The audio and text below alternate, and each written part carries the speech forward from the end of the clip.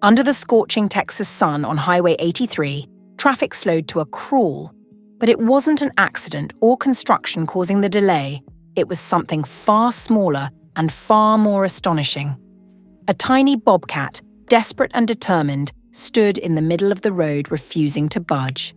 Cars halted, drivers stared, and Officer Sarah Winters, a seasoned patrol officer, arrived to find the scene both baffling and urgent. Sarah had seen her share of strange calls, but this was different. The bobcat wasn't just lost or injured, it seemed to be trying to communicate.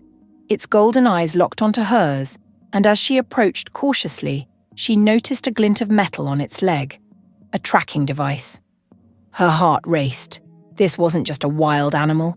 It was marked, tagged, and clearly seeking help. The bobcat darted toward the shoulder of the road, then stopped, looking back at Sarah as if urging her to follow.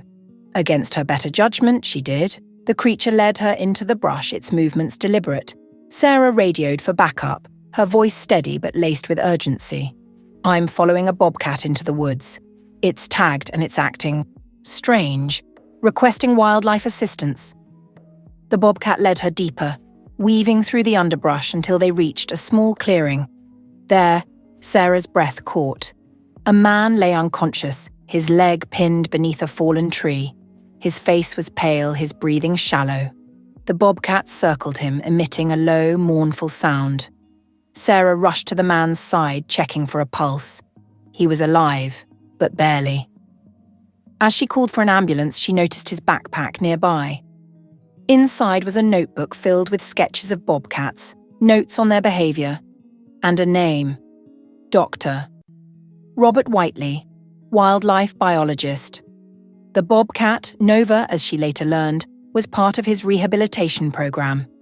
Nova had been raised by humans after being orphaned, and Robert had been preparing her for release into the wild. But something had gone terribly wrong. When the paramedics arrived, they freed Robert and rushed him to the hospital.